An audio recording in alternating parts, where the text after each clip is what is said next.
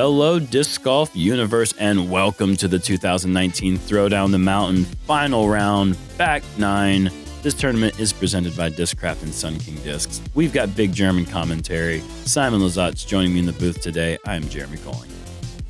Thanks for having me back. This is going to be my last time on the mic for Jomez, maybe all year, so thanks for tuning in, and we might see some final McBeth 9. Yeah, McBeth 9 is right.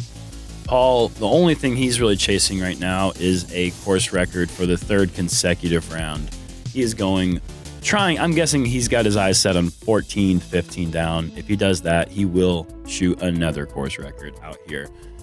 On to hole 10, 360 feet, straight as an arrow again, super low ceiling, very narrow gap, as you can see here with the drone carefully flown through this beautiful Grand Canyon course. Such a difficult hole. Yeah, this is one of the holes where you're really not mad about a par. Kind of a birdie feels like a bonus, like you did awesome, and a par is just, all right, I'm staying happy and moving on.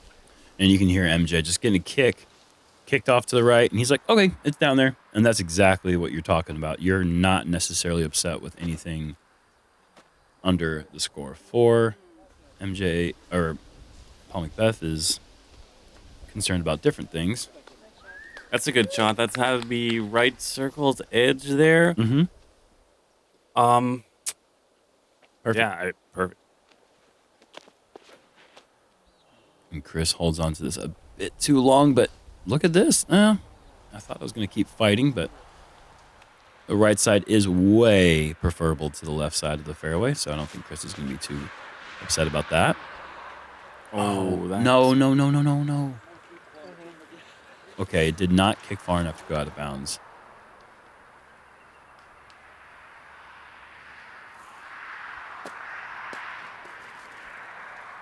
Great scramble there for Calvin.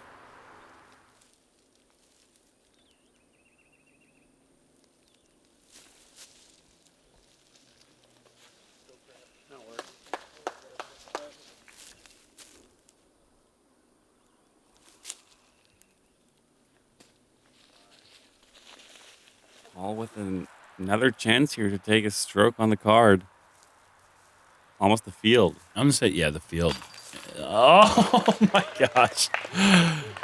Oh, and that's the kind of miss that you're going to have on this basket with the slope right behind it, but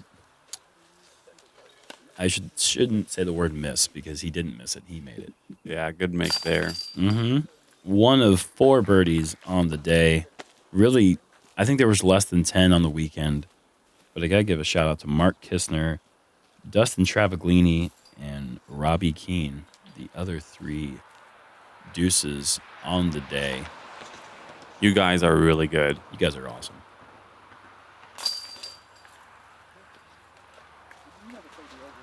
No major problems here for the lead card. Everyone's tapping in their pars, and I think they're pretty excited for the easiest hole on the course up next. They're oozing with excitement. Here we are, hole 11. 550 feet. A little turnover down the hill through this gap. Several different ways to play it. We can see backhand Anheuser. We can see a sidearm. We could see the huge Anheuser, which is there. We've seen a couple players go with that route. Or the Skamahawk, as Simon likes to play this hole. I actually finally birdied this hole round 3, so I was proud of you, man. thanks. And Paul with a TI Undertaker. Oh, almost out the gap cleanly the whole way. I'm kind of surprised to not see him throw the sidearm just because it's so good and so accurate, and I think it gets you out there to a really good spot. That is really good. That leaves a super simple, maybe 120-footer upshot with pretty easy gaps to hit to the basket. Chris going with the mid-range. Just going straight, catching some cabbage, but out there in the open. That is going to be a little tricky just because of the distance left. There's a lot of trees in the way, but Looks like his footing might be a bit tricky there. crappy. crappy footing. We are in a cow pasture here. Oh, Calvin just smashing Watch out, that Mike. gap. Oh, gosh. Mike was about to get struck. How casual that was? He was just like And dancing. Calvin's going to have a long, very woodsy look at a 2.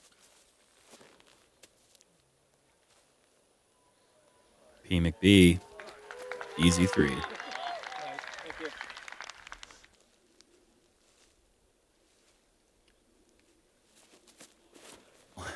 That was a bit of an interesting lie, but yeah, he had a wide open gap. I didn't realize it was so easy from there.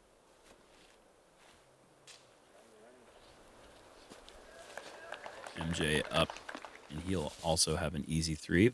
Calvin, there are a lot of things hanging down here in the woods. If he can get through, oh yeah, we're going to have 3 easy 3s on this hole. Or 4 also. What? Who's going to get a 4? Well, we're going to have 4 threes, actually. Oh, I'm sorry. You're right. 4 easy 3s, correct.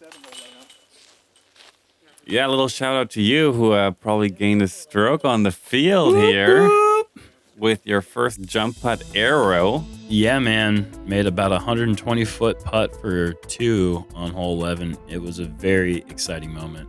I was very, very thrilled. Hole 12.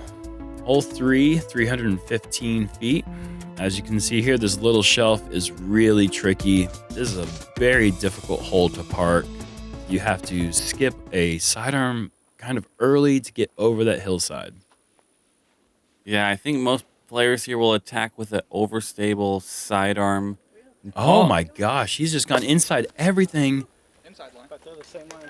Yeah, wow. And That's the play. I mean, you got to kind of saw it off and then hope to hit one of those 4 gaps there is. And oh, MJ with a roller. we saw that in round 1. I think he went all 3 rounds roller. That was a good result for hitting that early tree. And Chris Another as well. roller. And Chris has a very manageable sidearm. I would say better than manageable. He's got a great sidearm. I know he's worked a lot on that, but I guess he's playing different percentages. Maybe he just had better results with that shot in practice. And this is looking nice. The skip shot is also a good play. Yeah, and oh wow, up on the shelf. It's hard to get that. The low skip has to jump high to get over that shelf, but Calvin managed to get over that hill nicely. That was a nice slide.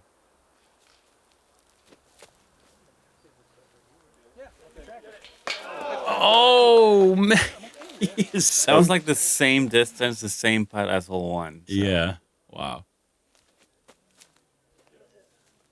Oh, and MJ with a good effort as well. Move on to Calvin, who I think is far enough back that he should have the open putt. That's a great birdie. Yeah, this is not a hole you really expect to pick up. This is also in the bonus birdie category.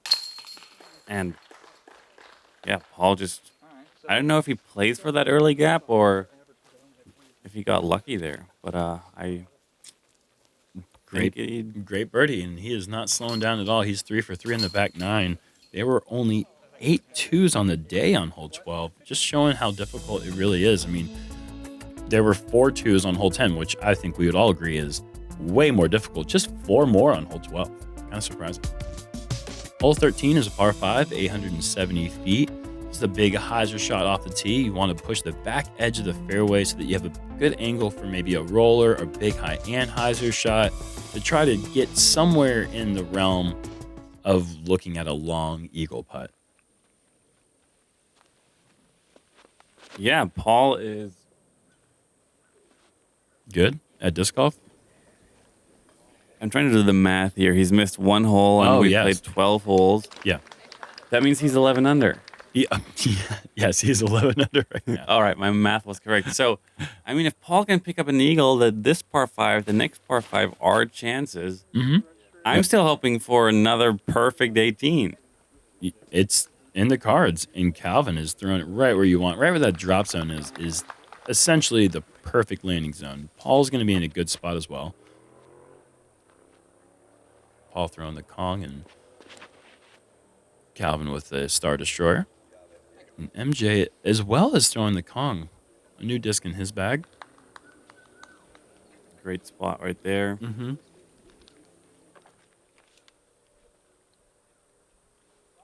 And Chris is throwing a power up or a life, one extra life disc. No, the life is green. Oh, that's just like a supersize. Yes. You are a video game expert, my friend. Mario, yes. Zelda, yes. But besides that, no. What are you talking about? You hadn't even mentioned the best one. You have filled the screen with Snake. Oh, you're one of the Multiple few times. people that were amazed by that. Most people just shake their heads. If you've ever played Snake on an old Nokia brick phone, think about filling the screen with the Snake all the way. That's ridiculous. Back to disc golf. MJ throws a great roller. He's got that long look for eagle that we're talking about. Calvin showing off that sidearm distance. That's also 100 feet, maybe inside. Yeah, that's got to be more like an 80 or 90 footer where he can actually give it a good run for eagle. Now hit the gap. Oh, no. I thought that Paul's drive was a little bit tight, but it actually opens up that inside gap so much more. And that, maybe I think that could be an intentional play off the tee. I think that's what level he's on right now. He's actually putting himself in position for the greatest chances for eagle, and he just barely missed that shot. Yeah, it was so close to being perfect, and I think he was very frustrated with that because that was his chance to get back to perfection. What? Wait! Whoa, oh my gosh! He's just That was so perfectly looking. oh, perfectly looking, says the German. That's close to good English. I tried. At least I noticed myself was wrong. Yeah, at least I noticed myself was wrong. Oh, I love you, dude. And Calvin and MJ are going to have tap-ins for birdie. And Chris has got this for eagle.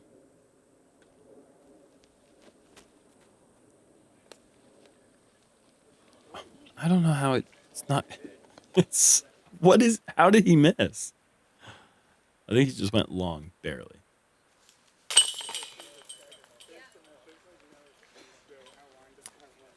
Yeah, these guys made this hole look pretty simple and easy.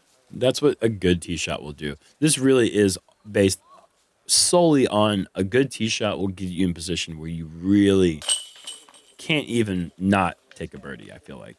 You're pretty much set up perfectly Yeah. from there. All right, Paul, next hole, go for the eagle.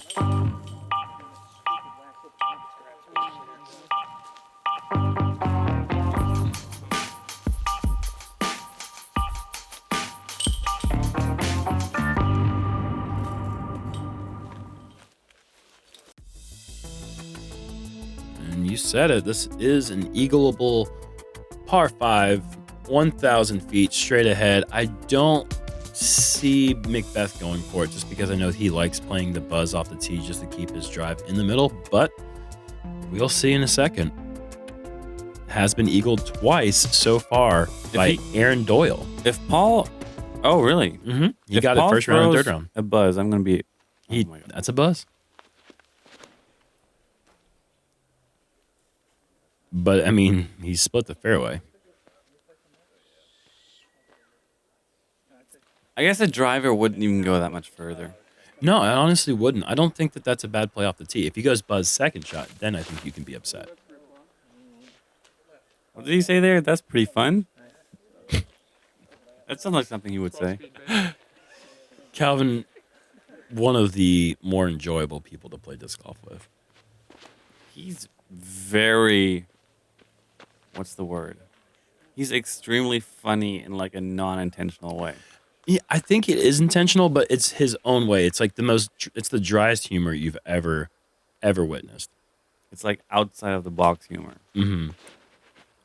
And these guys, besides Calvin, I think are all going mids just to keep it in the middle.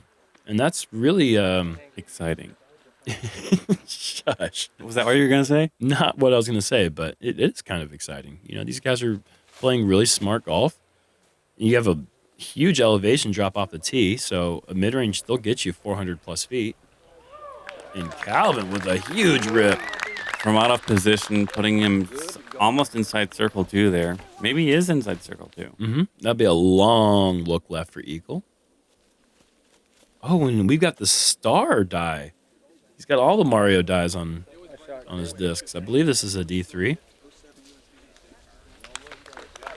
Yeah, he's probably about 40 to 50. Oh, unfortunate roll, but short of Calvin there. So Calvin put a huge move on his shot.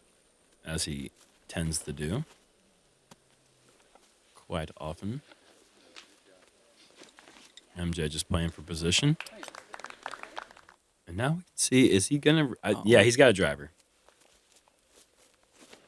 He's going for it. Yeah, this is not a layup. Oh, you heard him say, just throw it a little flatter. Mm-hmm. But that's still the... That's Guy in white was excited.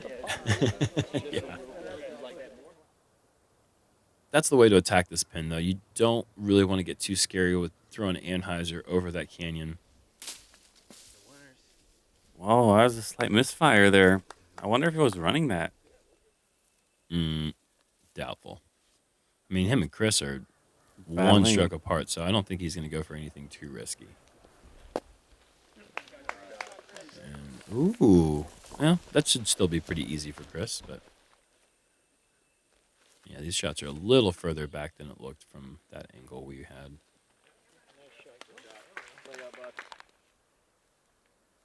Going for it? Yeah, he's going. I hope so. Yeah, he's going for it.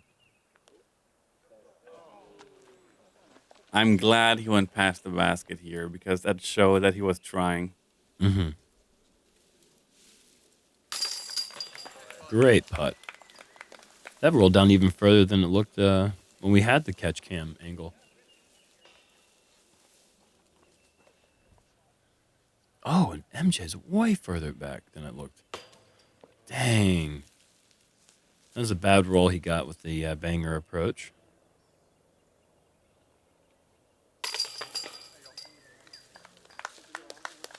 Paul looked like he had a slightly awkward stance, but he is 5 down through 5. 13 under. Right now, all he has to do is get one birdie, and he'll have the new course record. That's it. Just one more birdie. He's got 4 holes to do it. And he's been struggling on hole 15, so I think he has good room to improve here on this. I think the longest par 4 we have on this course, and probably one of the trickiest. Yeah, well, if it's not the longest, it's certainly the most difficult. This is actually playing as the hardest hole of the day. Get this, averaging 4.71. I mean, basically, it certainly is a par 4. I don't think anyone would really debate that. But it's, I mean, if we're going by par averages, this is averaging every bit of a par 5. Oh yeah. Wow. Yep, and the domination continues. That's just picture perfect. Just inches shorter, and the whole story might crumble. Well, he wasn't. Calvin with a great drive as well, and that is his champion eagle. Right to the ideal placement. Not as close as Paul, but still in a nice mid-range approach left.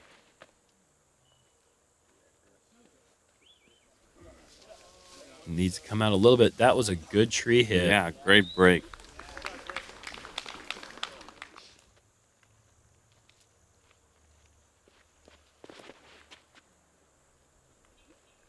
Wow. The distance. Oh, just hyzering a bit short. Dang, that was looking so nice. MJ just didn't quite get enough behind it.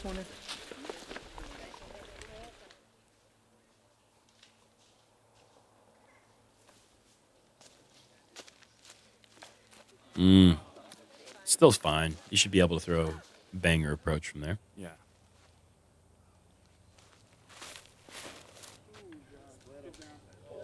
Oh, and Calvin splits the 2 trees in the middle. That is a complete misfire, but that is going to be inside the circle for a birdie. Yeah, I really expect him to make that. He takes advantage of good breaks like that. Chris going with the safe turnover putter approach with the PA4. Kind of surprising that he wasn't a little bit more aggressive. Only 4 holes left, tied with Michael for second place.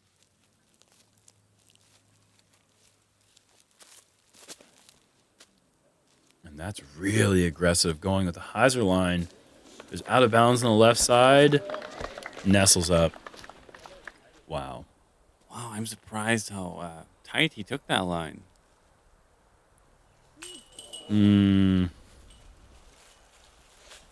Kellen kind of having an off day, but still fighting for second place. He's 4 down through 5 holes in the back 9, so not that bad. Oh, Chris just barely hangs on. That OB is within 12 feet, maybe 15. And yeah, that's 14 under for the round. yeah, 6 down through 6 on the back.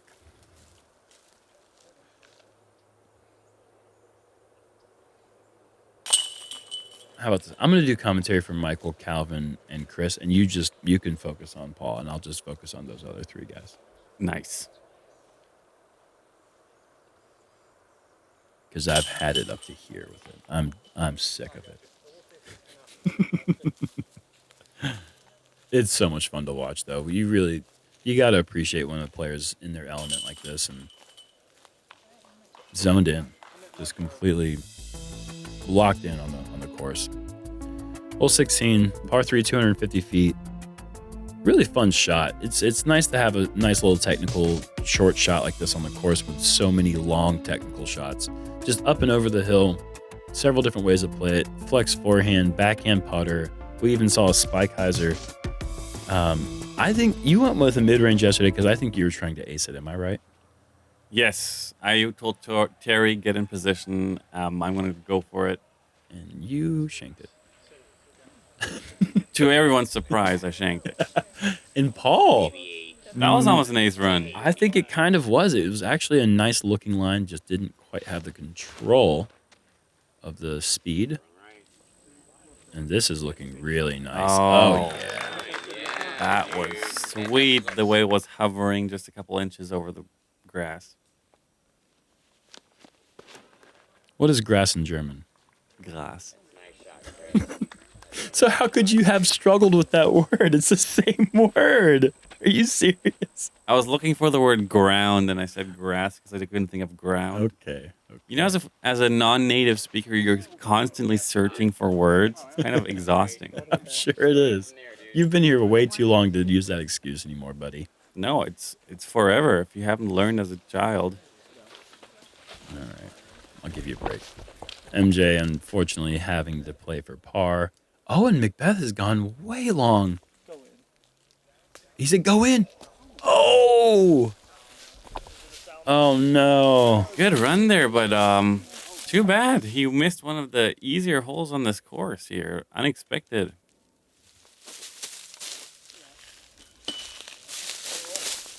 Wow.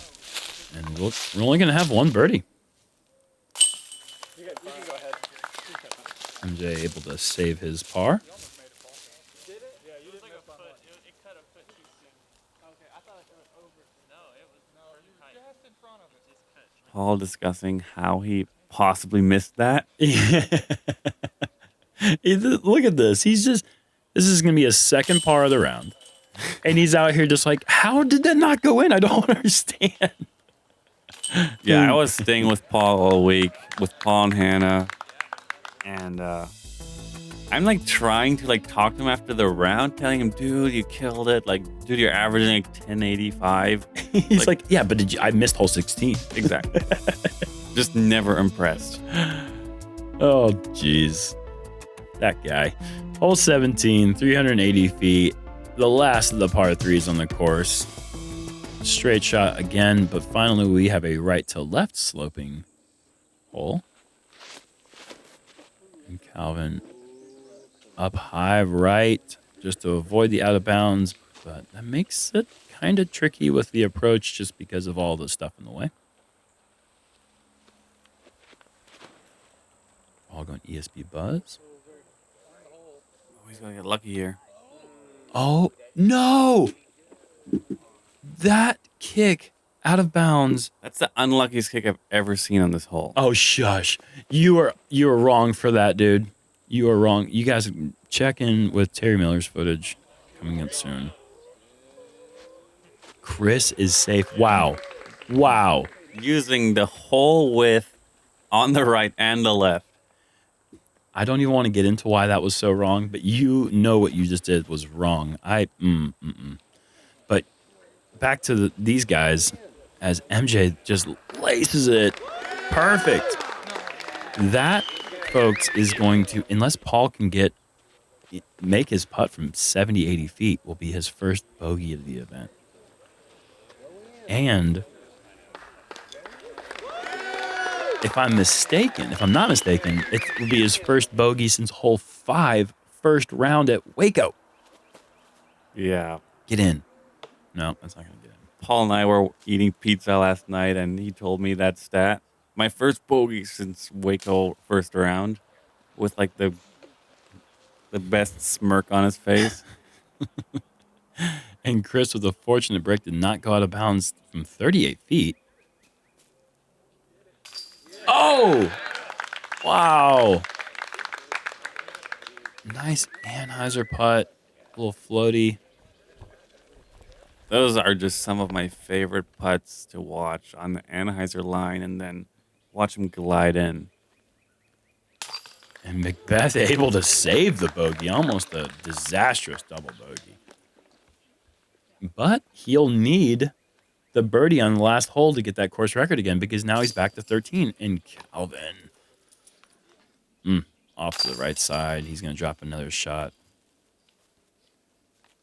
And MJ with a birdie as well, keeping the tie at 24 under par for second place, bringing some excitement into this final hole, hole 18. What else can you say about this place? It's just beautiful. We're so happy to be I've here. officially decided this hole made my dream 18. If I would make the best 18 holes in the world, this would be one of them. Yeah, I have to agree with you. I think anyone who's ever played out here just appreciates just the elevation and just the beauty of this hole is just really unmatched in any course you'll ever play. Chris going with a putter backhand shot. If that's short, it's perfect. Yep. Wow. Just short of the OB line.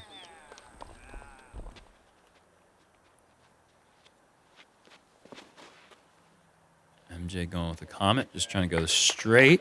That looks perfect. It's going to be right on Chris's disc. Wow, and these are pushing that out of bounds line. You can see that thing extends way out into the fairway. Calvin going to throw that luster destroyer. That thing is so overstable.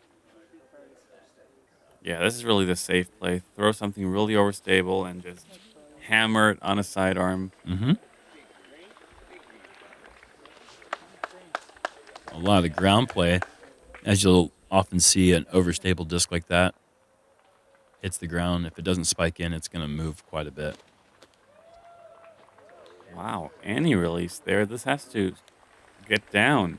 He's going with something overstable enough. I don't think he's that concerned. But he is safe. Wow, that's actually closer than... We have to give a shout out to the spotter, AJ, who yeah. was spotting, I think, 4 or 5 holes that round. So he was running around and killing the game.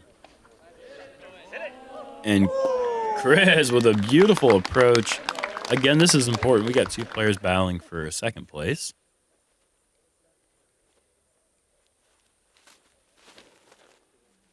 Calvin with the 11-time eagle, I believe. Making sure to not be short.